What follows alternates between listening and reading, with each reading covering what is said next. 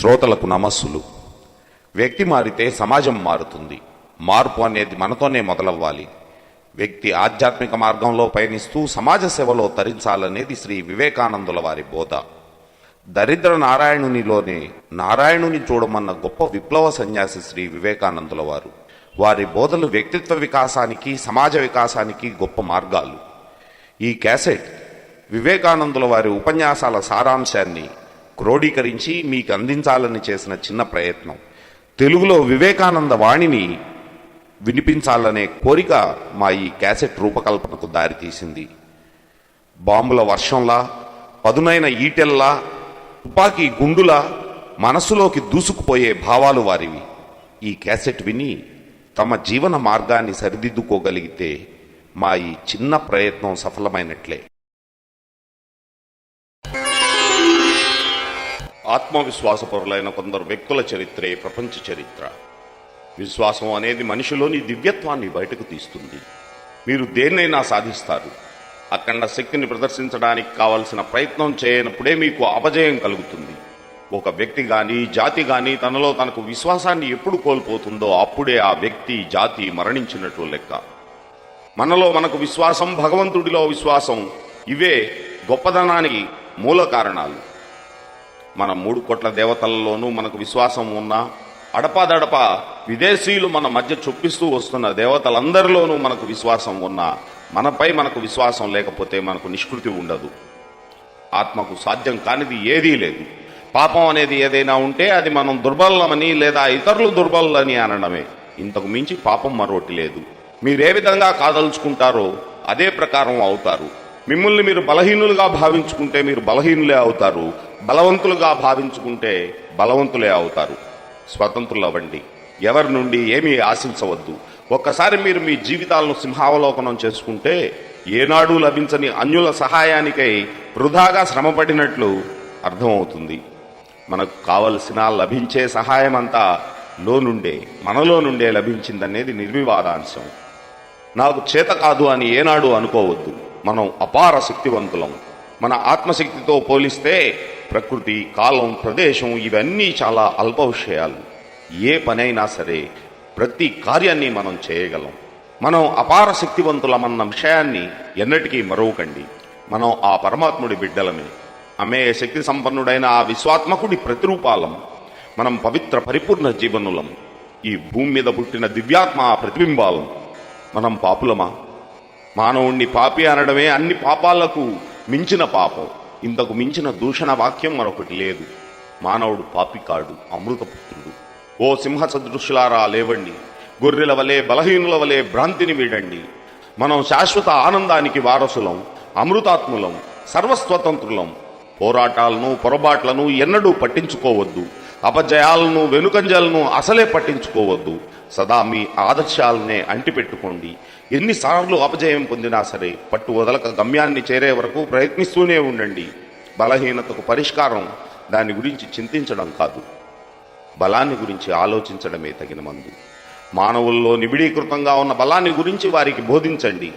ఉపనిషత్తులన్నీ ఎలుగెత్తి చాటే ఒకే ఒక్క పదం నిర్భయత్వం. వేదాంతాలన్నీ ఉపదేశించే ఏకైక మంత్రం నిర్భయత్వం. మీరు జాగ్రత్తగా గమనిస్తే నేను ఉపనిషత్తుల నుండి తప్ప దేని నుండి ఉదహరించడం లేదని గుర్తించగలరు. వేదాంతాలన్నిటిలోనూ సారాంశం బలం.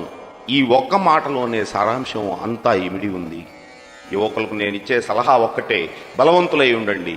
బలహీనులుగా ఉండి భగవద్గీత పఠించడం కంటే బలవంతులై బాల్ ఆడేవారిని భగవంతుడు దగ్గరకు తీస్తాడు.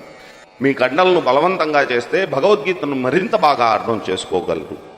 బలమే ప్రాణం, బలహీనతే మరణం. బలమే సంతోషం, శాశ్వతం, అమృత జీవనం. బలహీనతే ఎడతెగని ప్రయాస, దుఃఖం. బలహీనతే మరణం. విజయాన్ని సాధించాలంటే అద్భుతమైన పట్టుదల, సంకల్ప బలం ఉండాలి. పట్టుదల గల వ్యక్తి నేను ఈ సముద్రాన్ని దాటగలను, కొండలను పిండి చేయగలను అని అనగలడు. ఈ రకమైన సంకల్ప బలాన్ని, శక్తిని కలిగి కష్టపడి పనిచేస్తే మన గమ్యాన్ని మనం తప్పక చేరగలం. బలమైన, ఉత్సాహవంతులైన, శక్తివంతులైన, విశ్వాసపాత్రులైన యువకులు 100 మంది లభిస్తే ఈ ప్రపంచ చరిత్రను మార్చవచ్చు. భేరీలు, తూర్యనాదాలు, డంకా నగారాలు, వీటి ఘోషను వినండి. మన బాలురులో శక్తిని, ఉత్సాహాన్ని, సమర శంకారావాన్ని పూరించండి. తిని కూర్చుని వృధాగా కాలక్షేపం చేసే అజ్ఞాన జీవనం కంటే మరణమే మేలు. పరాజయం పొంది మనుగడ సాగించడం కంటే రణరంగంలో ప్రాణాలు అర్పించడం ఉత్తమం. అకర్మణ్యతను మీ నుండి పారద్రోలండి. రండి, వీరోచిత కార్యాన్ని ఏదైనా చేద్దాం.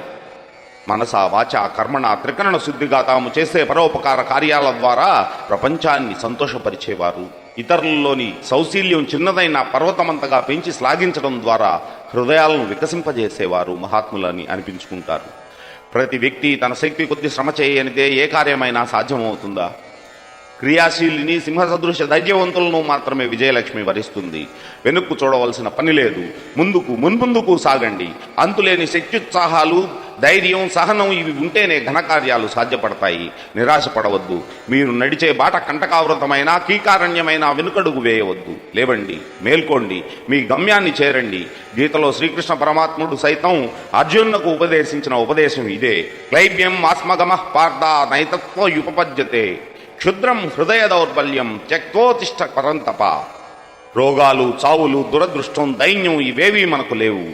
మనం విలపించవలసిన పనే లేదు. నీవు శాశ్వతుడు అని గుర్తించు. జనులు నిన్ను ఏమైనా అనని నీవు నీ గమ్యాన్ని అంటిపెట్టుకో. అలాగైతే నే కావలసిందంతా నీకు దక్కుతుంది. వీరిని వారిని నమ్మడం కంటే మిమ్మల్ని మీరు నమ్మడం అనేది చాలా ముఖ్యం. ఆత్మవిశ్వాసం పెంపొందించుకోవడం అనేది సరైన పద్ధతి. శక్తి అంతా మనలోనే ఉంది. అది తెలుసుకొని మనలోని శక్తిని బహిర్గతం చేయగలిగితే మనం తలచిన ఏ కార్యాన్నైనా సాధించగలం.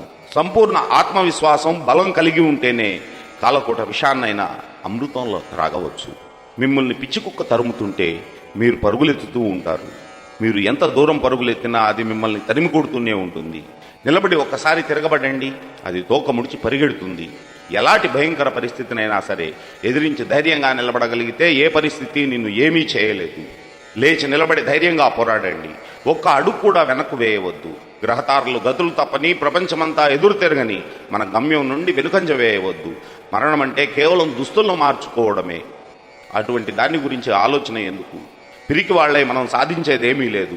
వెనుకడుగు వేసినందువల్ల వచ్చే ఆపద రాకమానదు. ప్రపంచంలోని దేవతలందరినీ ప్రార్థించినా నీ దుఃఖం తీరదు. నీకై నువ్వు పోరాడు, విజయం సాధించు. అప్పుడు ప్రతి దేవుడు నీకు అండగా నిలబడి ఆశీర్వాదాలు అందిస్తాడు. దానివల్ల ప్రయోజనమేమిటి? అనంతమైన ఆత్మస్వరూపుడవు నీవు. బానిస బ్రతుకు బ్రతకవలసిన పని లేదు. మేలుకో, లేచి ధైర్యంగా నిలబడి పోరాడు.